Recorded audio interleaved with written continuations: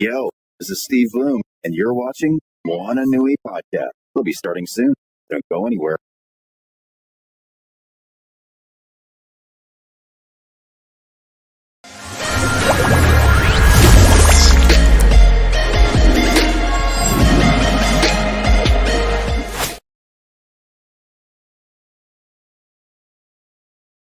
Hello. Hello. Oh, it's live. Hello.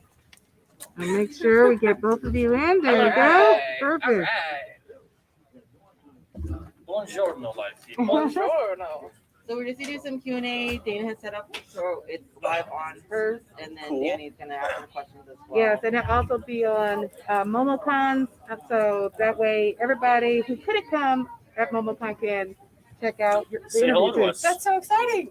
So we're like all the way live. Hi, everybody. Hello, Hello. everybody. Hello. I'm Heygude. This is. I'm Catieosaurus. I always want to introduce Together, we're Infinite Quest. nailed it. Nailed it. It's great. Well, thank you so much for being here today and also being a guest with MomoCon's Winterfest. Of course. Thank you so much for having us. This has been like our favorite convention. Oh yeah, It's amazing. definitely. Awesome. And y'all are local, right? We are. We are. We are local to Atlanta, so we're just now. Like I moved here 2 years ago, Yeah. and so yeah, we're just now learning about all the amazing cons that are just in Atlanta. It's amazing. Yes, yes. So, of course, for those that may not know you and are being introduced for the first time through our show and also through MomoCon, what made you put Infinite Quest podcast together? Wait, oh, sorry. Oh, sure. Yeah. So I got my start on TikTok as an ADHD and mental health advocate and educator. I talk a lot about ADHD and depression and just you're kind of. live on TikTok right Oh, hello Oh, TikTok hello, as well. TikTok. Hello Hi. TikTok. As well, I feel like I should go live on TikTok. Now. Yes, you can. But so basically, I started talking about this, and we sort of like built this community. And then one night, just sort of like arbitrarily, I messaged Eric and I said, the laws of ADHD and TikTok say that Yeah. we should do a collab. We were both sort of doing the same thing at the same time, and Just people like- started putting our names in the same things. It would comment, and so like I had no idea who he was, and so then I messaged him. And then the first night, I called him to talk about this collab, and we talked for 3 Yeah, hours we're trying to for do a 1 minute collab. 1 minute TikTok collab. and- 1 minute video. And then the second night, we tried again, and we talked for another 3 hours, and that happened for almost a month. And then at some point, I realized that I was falling madly in love with him. Oh, But also, we told people on the internet, we were like, I was on a TikTok live actually, and I said, oh my gosh, like me and Heygude, we keep having these like 4-hour conversations about this 1 minute collab, and somebody in the live said, I would give anything to listen to those conversations, and we were like, well, I guess we should just start a podcast. And so we did, and now we're a top 50 mental health podcast. We talk about life with Nice. ADHD and depression and navigating life as neurodivergent adults. And I feel like I'm doing all And the she always talking. No, please. She always has the most comments. I do. Yes. I always have fruit snacks. But we started playing D&D, and when we started playing D&D, it kind of started off as a joke, and then the internet kind of exploded about it, and so She got up to 1 million a few weeks ago. Oh, wow. Yeah. Congratulations. thank you. Yeah, something like that. But we wound up playing D&D, and then playing D&D is what has allowed us to like start talking at conventions, and so now we tour all over the country, and we talk about neurodiversity and gaming and inclusivity and adaptability for neurodivergent brains, and it's just become something really, really special to us. Yes, I verify those claims. I agree with that timeline. yes. And I love the fact that y'all do that because with our our show for the Moana Nui show, once a month we actually have a therapist come in. Oh wow! And we Cool. talk about different topics. So we talked. 1 month it was on grief. 1 month it was on. Let's see. I'm trying to think about our topics. We did grief. We talked about imposter syndrome. We talked about different things that affect creatives and especially people in the geek community Yes. that people don't want to talk about, or we try to use it as something else. So it's like, yeah. Imposter syndrome. It's really bad in the geek community. Yeah. It really is. And then the other one was over independence that we talked about. And they were like, yes, people that get, especially in the geek community, that get so disappointed because you reach out to someone, you try to work with them, they don't show up, they don't do their part. So then you develop this over independence and you're doing it, but you're also stressing yourself out. You're tiring yourself out mentally Yeah. and physically and all that. So we do that also once a month to kind of get that conversation going. Mhm. So hats off to you for doing this also on a regular basis, because we constantly hear the term ADHD, but a lot of people don't know what it truly means. They get this off the wall idea of what a person with ADHD is supposed to look like. Yeah, absolutely. Oh yeah. And it's like, no, there's no look to ADHD. There's various looks and everything, but you can learn if you have it by seeing these type of things. Or you can watch Catieosaurus on TikTok because That she too, comes up that on the too. ADHD For You page. Okay. That's And awesome. I'm sure there's a lot of people on TikTok that get ADHD stuff through you as well as the other creators out there. Because there's more than one, and you've collabed with a few. Oh too. yeah, Yeah. yeah. There's an amazing group of people all creating different types of TikTok is, content. yeah, quite a It's vibrant amazing. place. That is beautiful. And it's great that you're using platforms that a lot of creatives and people within the community go to, especially with the pandemic, being stuck at home. They lean so much on it that they had a way to get that information instead of the really dry. Yeah, Yeah. exactly. Somebody just reading. Well, Exactly. I think, part of our underlying goal is, I always think about, if you were to go back 70 years Yes. and somebody were to say, I'm going to go for a run, I'm going to go running. Somebody would say, well, from what? Yeah. You know, they didn't think about physical health in that way, that you Yeah. would be constantly maintaining it through hard exercise and whatnot. Whereas now, if you say, I'm going to go for a run or I'm going to go to the gym, it's like, oh, of course, you're maintaining your physical health. That makes Yeah. sense. We want to bring mental health into that same commonplace, so that when somebody says, I'm going to go to therapy or I'm going to meditate or something like that, people don't ask, why are you going to therapy? Or Yeah. like, what's wrong? You're like, well, nothing. I'm just maintaining my mental health. That's just Exactly. what we do. We want to bring mental health into that same arena, Yes, where it's exactly. just people maintain it and can talk about it and do what they Mhm. got to do to be the best version of themselves, or version of themselves that they like. Perfect. I love it. I love it. And hearing both what you're saying and everything. So, how has the podcast helped with your ADHD?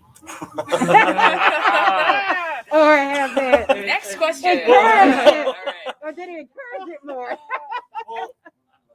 I mean, I think in some ways it's helped, in some ways it's hindered. I mean, certainly it's allowed us to learn more about ourselves. Yes. And honestly, just more about like mental health in our community as a whole, because we do a lot of research and we do a lot of like studying before we do it. Yes. I know for me it's also really helped because like we try our best to release an episode every Thursday, and so for at least me it's helped us like get into more of a routine in terms of like what our sort of day-to-day, because we're full-time content creators now. Yeah. Mhm. And the fun thing about that is that if you have a phone, your job is with you all the time. Yes. And so Yes. having, dedicated hours to say, okay, we're going to focus on the podcast. We're going to focus on this. Like that's been really nice. But yeah, I'd say it's a little, some good and some bad. Yeah, I think for me, the podcast, and really just all of Infinite Quest, which is not just the podcast, but it's just every endeavor that we have together. We have a Minecraft server called Questcraft for neurodivergent people to come. We make content there. We stream on Twitch all the time. We have YouTube, so it's not just but just Infinite Quest as an endeavor. For me, it's been more like it's been sort of like a spotlight or like a floodlight that's revealing all of these areas of my brain that like, oh, I realize I'm actually really good at this. Yes. I'm really bad at that. Yeah. 16 months ago, I was a pizza chef. I'd been a pizza chef for 7 or so years. And in the kitchen, everything is very structured. You always know exactly what you have to do. My job was to do what the chef needed me to do. Yeah. So I was never confused or I was never ambiguous what I should be doing. But now I have to do all that stuff, and nobody's going to yell at me if I don't, do that extra edit on the podcast that I didn't tell anybody I thought I should do or something like that. Yeah. So it's really been a floodlight for like, oh, I need to get better at time management. Yeah. But once I'm doing the editing, whatever, I can focus really well. So it's really been just a big sort of like shining like a black light on a room, and you can see all these areas you never thought Yeah. But it's been exhilarating overall. Awesome. Now, for those in the audience that is not familiar with D&D, can you tell them what that is? What is defined? Yeah, sure. Yeah. Dungeons and Dragons. It's Dungeons and Dragons is gosh, how do you explain Dungeons? It's a tabletop role-playing game where you sit around with your friends and you It's hopefully like WoW with a book. Yeah. and you tell good stories. You fight a few monsters along the way. But it's really based a lot in collaborative storytelling and problem solving, a surprising amount of math. Well, but it's rolling, rolling dice, surprising amount of addition. I mean, for me, I always think, I was a video gamer and a LARPer before I was a D&D player. Okay. And in video games, well, LARP is different, but in video games particularly, there'll be some times where your character's like, you're on a quest to find like a cloth to soak up a spill or something. Yeah. And in my head, my ADHD brain, I'm thinking like, well, my character's wearing like all these extra clothes. Why doesn't he just like rip off the thing and use that? Yes. D&D is that you can do literally anything. So You just gotta roll for it. You just got to roll for it, exactly. So it's a way of setting up an infinite world where literally anything you can think of, you can do. Okay. So a big dragon might appear, Yes. and you're like, oh, I'm supposed to fight it. But you can also think like, I wonder if this dragon likes poetry. And you can read a poem, and maybe it does like poetry. Maybe it does. You never So know. If it's you like, speak dragon, you can do that. Okay. exactly. If So some it's- can talk dragon, some can talk orc, Middle Earth. There's a lot. It's complex. Yeah, exactly. It's Very complex. nice. Very nice. So basically, for those out there, you're basically writing your own story, like they said. Exactly. Yeah. Now, I haven't played D&D, but I am familiar with it. The one thing that always made me ask is like, okay, the dice. I'm trying to always figure out the dice because it's like it goes up to 20, and it's like, and then I see people selling the different types of dice and everything. I'm like, okay, what is it with that dice? Yeah. Well, for me, I always felt I have a very hard time reading. I always have, Yeah, largely because of my okay. ADHD. Right there with you. It's a whole thing. But reading and obviously focusing in a lot of circumstances. So I always felt very gatekept from D&D. But when I sat down with Katie and Chris for the first time, Chris is Katie's husband of our DM. I kept going like, which dice do I roll? There are all these dice and all these numbers. And I was like, which dice do I roll? Which am I adding to what? And he, for the first time in my whole life, said the life-changing thing. He said, roll the D20 unless I say otherwise. Okay. And I was just like, oh my God, yes. Like that's So all much I needed easier. to hear. It's so much easier. So to those of you who might be intimidated by all that, just the DM it's their job That's the to one know all lead, that stuff. yeah. Like Yeah. they You will have to tell read, you if you need to roll a different dice or if you should be adding a number. Okay, so you have some guidance. Okay, Exactly. that's good because I was just like, Yeah, find a DM that'll do that for you. Okay. It's Find a fine. good DM. Yeah. Or a bad one. okay, because people were like, you should play it. I'm like, I Oh, don't it's know the fun. thing with the debt. I don't know the thing with the dice. I don't understand. People will teach you. It's a lot of fun. Indeed, Okay. So that's awesome. And I love that you've taken something that was that you were already doing, something that you enjoy with D&D, and made it a platform to connect to so many in the community that you got to your 1 million. That just shows how Well, much she's is important She's that a they're little here. past that now. so- I know. I'm a little past that, but And a lot of people are like, "Oh my gosh, I got 2, I got 3." I'm like, "Woo, She also- 100, yay!" Didn't you get featured on BuzzFeed? I've been really fortunate in Yeah. that. I mean, basically, what I found was that I started doing this right at, I think, the right time because we're yes. just now starting this conversation, and especially like with the pandemic, so many people have witnessed like this sort of like breakdown in their structures and their systems Yes. and the things that were working. And so what really wound up happening was that there was this really profound like sort of conversation about mental health and what that looked like during the pandemic.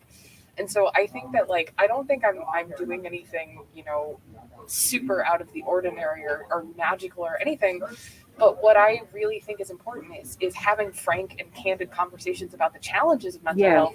And like, for a lot of people, they might look at what we do and say, oh, it's so silly. You talk about playing Dungeons and Dragons with ADHD. What's the big deal? But for 15% of the population who lives with a disability, things like Dungeons and Dragons can be very inaccessible. Yes. And so I think what basically wound up happening is that because we were so passionate about having these conversations and really opening up the dialogue, we found a community, and we found an incredibly supportive community who is so enthusiastic and so supportive, and they're really like the reason why we are here. And so more than anything, I think I'm just grateful. Like BuzzFeed is great, but it's not about the BuzzFeeds for me. It's about just like the one-on-one people who will, stop us at the convention and say, oh my gosh, like your work has really changed my relationship or the way that I talk to my daughter. And that to me is like, that's what's special for us is BuzzFeed is neat and cool. It's BuzzFeed, if you're listening, I'm sorry. But it's really just about the community that we've built and this ability that we're really finding to like create positive change in our community space. Mm-hmm. Yeah. And I find a lot of struggles that neurodivergent people have is based in communication. Yeah. They don't have the language or they don't have the confidence to communicate what they're trying to communicate. And to us specifically, well, I don't want to necessarily speak for you, but certainly for me specifically, gaming and particularly D&D has been a common language that I can have with other people that I can communicate with. It's an icebreaker. Exactly, it's an icebreaker. It's a way to know that what I'm saying is what the other person is hearing. And so we want to make sure that experience and really that feeling of being heard is as accessible to as many people as possible, no matter what's going on with them. Yeah. Beautiful. I like that you've also been including parents in the talk lately. Oh yeah. Yeah. I mean, I grew up with a mom who didn't know or really understand a lot about neurodiversity, and that has really impacted just like my entire life experience. Some positive and some negative. And so I think that opening the conversation and saying, no, this isn't just about your person who has ADHD. This is about your parents, and this is about your relationships, and this is about, everybody in your life and how your particular neurodivergency, manifests. Like it can have really serious impacts on relationships and communications, like Eric was talking about. And so, yeah, for us, like we don't make it just for ADHD people. In fact, I would say like half of our podcast episodes aren't about the ADHD person. It's about like navigating life with an ADHD partner or friend, because I think those are just as important. Like when you go to Home Depot and end up with a tattoo. Yes, it's, this one actually. Oh wow. Okay, obviously there's a serious story about that. I follow her on TikTok. Okay. So you went to Home Depot and you hit it with the tattoo. One of my videos that recently went viral was I coerced my husband into making a TikTok with me. But it was basically I had gone to Home Depot to get some screws for like a project that I was finishing. But on the way to Home Depot, I realized that I was going to drive by a tattoo parlor.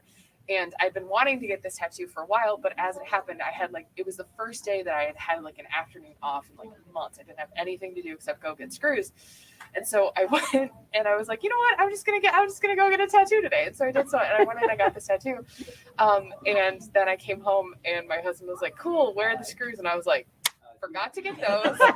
Did get a tattoo though, and Chris was like, "Look how good gosh, it looks." What are you doing? And so we made a TikTok about it, and it just happened to be one that like took off, and so like I get that a lot now. People are like, "Oh, the tattoo and the screws," and I was like, "Yes, right there. It's me." But I did get the screws the next day. Everybody was very worried about it. We got the screws in Friendship Project. Everybody was happy. I mean, I've been asking them, but how'd you get the nickname Catieosaurus? Oh God, it's not a very good story, and I'm really embarrassed when people ask me because I went to a very small school growing up. There's 18 kids in my graduating class. It was very small, but for whatever reason, there are 4 Katies, and there's Katie C, Katie K, Katie T, and Katie O, and I was Katie O. And so my whole life growing up, I was Katie O, and so I always kind of thought that Katie O was always kind of sound like part of a balanced breakfast. And so when I was choosing my TikTok name, I was like, oh, well, Catieosaurus, like it kind of sounds like a dinosaur. But what wound up happening is that like I sort of got into dinosaurs backwards because like who doesn't like dinosaurs? But I wasn't like deeply passionate and excited about dinosaurs. But as my community grew, people started sending me dinosaur stuff. And they started like being like, oh, you must really like dinosaurs. You got the mask. I do. I bought this here actually. Oh, nice. Here. But so I got, people started sending me dinosaur stuff. And so for me, Catieosaurus and like dinosaurs have become sort of synonymous with the community that I built. And so dinosaurs mean a lot to me, not because like I was like, oh, this is a huge super fan of dinosaurs, but because of like what they represent. And it's the fact that people will go so far out of their way to find me like cool dinosaur stuff. And it's just, to me, it's just really like symbolic of the fact that like we have this incredibly supportive community who cares. She has a pillbox where she does openings every once in a while. I do. Oh. I have all sorts of stuff. And so Catieosaurus didn't really come out of anything except the desperate panic to find a TikTok name. But it kind of stuck because of, frankly, what the community has done for us. And I don't know. I think that I know it's dorky, but it really means a lot No, to it me. works. no. It's really cool. We're It gonna, like, goes cry a little along with bit. your name. So, I found you because we're friends on Facebook, and Facebook suggests all your TikTok friends. Oh, there you go. So, but yeah, no, I enjoy watching your stuff. I always give you a little heart. Well, thank you so much. I appreciate that. So, and I was really happy that you hit 1,000 or 1 million. So I think I was on there when you were at like 4K. Back in the day. So, It has been an extremely weird year, but I've had a really good time with it. We both have, honestly. so, and I've seen Eric and some of the TikTok. Oh, well, thank you very much. I'm the guy with the weird hair. Crazy guy. I think No, when she it's posted good you, she hair. It's tagged good you. hair I right follow your there. channel too, man. It's So, that Hollywood hair. Because every time I see him doing it, it's like, it's all of a sudden I'm waiting for the slow motion. It's a little bit, right? It's so, and then I've got just like this. This is what I got to work with. And Eric has this. That just lives on his head. It's not Exactly, because as soon as he does it, the curls are like, mine's Yeah, fair. You just here I hear am. the Captain America. Now I'm theme, watching. like, I can see myself in the Yeah. screen. Oh, that's the thing, it's see just- how your hair is just like, yes, it's right true. here. The Captain Yeah. America theme just like starts playing. Exactly. You dress up like Captain America for 6-year-olds one time, and the theme song follows you everywhere. Exactly. And your hair adapted to it. Because, Yeah, yes, I'm exactly. Captain America. So, do you have any aspirations to cosplay anything in the future? Oh a gosh, million I things. actually got my. Oh, sorry, you go ahead. No, please. No, I was just saying. I mean, I got my start going to conventions as just like a cosplayer because I have a background in costume design and theater, and so I love And cosplay. Shakespeare. I'm a big cosplayer, and so I've got a pretty decent bell that I put together recently, like from Beauty and the Beast. But I really want to cosplay Captain Carter. And I've had this ongoing debacle with getting a proper Captain Carter costume. But I was like, Eric has an amazing Captain America, and so I was like, I think it'd be really If you fun need for us some to. help, we'll message on Facebook. I can set you up with some people. Nice. Awesome. Yeah, Yeah. I grew up. I've been LARPing since I was 12, and I would make all my own, whatever the heck's, costumes and weapons and props and whatnot. Next year, I'm going to open up our field and have LARPers come over to the field. Oh, We awesome. have about 12 acres of property that I sit on. Awesome! That's so cool. So Wow. I'm going to try to get all the LARPers out because I want to get pictures and video of you guys because it's like real life D&D. That's what LARPing Yeah, is. yeah. It's It's basically real life D&D. everything out, but you're actually doing the thing. It's Okay. amazing. So it's foam, it's beanbag chairs, it's the thing. Yeah, so my struggle with cosplaying is that there's so many different things I want to cosplay, and I have such detailed ideas about how I want to make each thing. It's hard to like pick one and aim at it. Yeah. I get really hung up on like making it like absolutely screen accurate to like zooming in. I'm like Yeah, counting the exactly. stitches and stuff. And I I'm like, always- it's like nobody cares that much, but I'm like, it must be perfect. I always like figure, find what I want to do, and then spend like 3 months on like one detail of Yeah. the thing, and then by the end of that 3 months, I've decided on doing something. Something else. My dream cosplay is Jack from the Jack and Daxter series. And if that scans with anybody, You've got the hair. I've been Yeah. told, I got Yeah, the you do hair. have the hair. You have the hair. I don't have the ears though, but I could find those. Yeah, Like, we got you. they can. Yeah, they can. You can find someone to make it for you. Well, we're getting at the end of our time, so we thank you for interviewing and talking with Thanks the for audience having for us. MomoCon and Moana Nui. Can you tell those that just got introduced to you where they can find you and how they can find you? Yeah, you want to go first? Yeah, sure. Hello, I'm Heygude. Hello, I'm Heygude, Heygude. I post mostly on TikTok. I talk about ADHD and mental health as it relates to adult life and cooking and being a working person.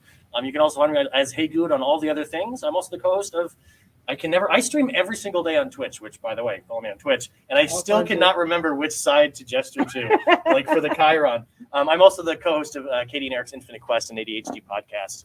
And I stream on Twitch every day, so you can find me there as Heygude. Okay. And I'm Catieosaurus. I also do a lot of TikToking. Hello, TikTok. I'm Catieosaurus on TikTok. I also am a Twitch partner. I stream almost every day as well on Twitch. I have a YouTube channel now, so if you want to go check out YouTube for like longer form content. And I am also, as it happens, the co-host of Katie and Eric's Infinite Quest and ADHD Adventure. And I also have an Instagram and a Twitter, but that's mostly just pictures of like my coffee and just late night shower thoughts. So like your results may vary on those. Okay. But yeah, thank you so much for having us. Well, thank you for being part of MomoCon. We're so glad to have you part of this, and thank you so much. And we look forward to connecting with you on your platforms and learning more and growing.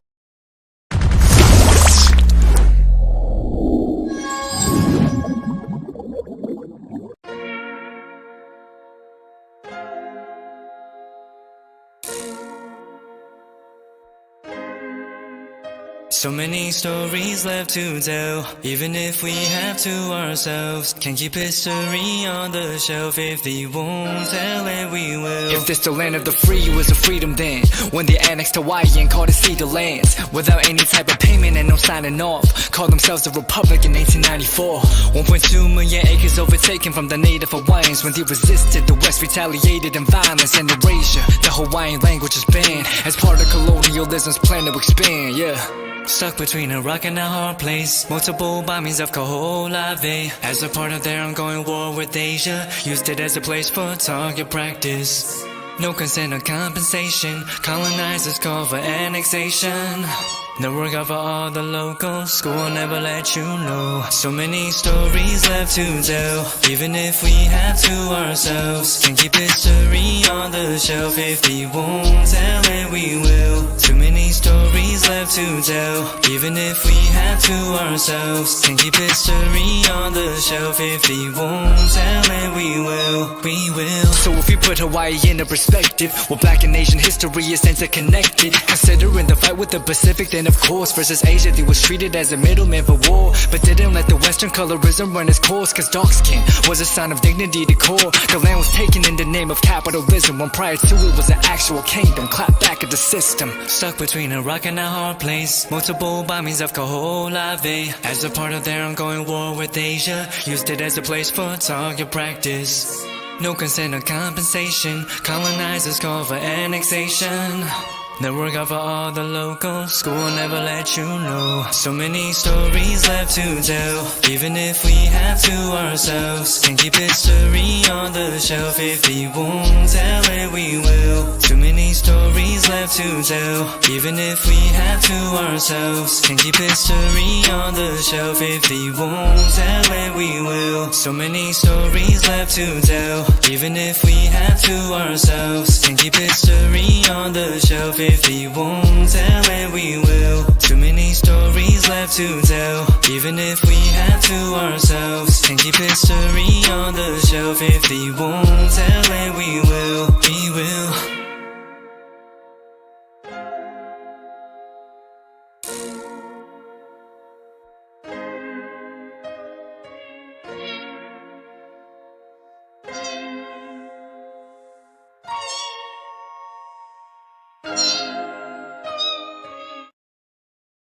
I'm Steve Bloom. I've been a voice actor for more than 30 years, playing characters like Wolverine, Starscream, Tank Dempsey from Call of Duty. With Bloomfox Studios, I've learned so much about myself. Learning to breathe, to no fear, to getting ugly in front of the mic. One of the biggest changes I've noticed, at least for me, is how much my confidence level has gone up. Done an Eastern European video game, an e-commerce commercial, a documentary. If you're thinking about getting into voiceover, just do it. Jump in.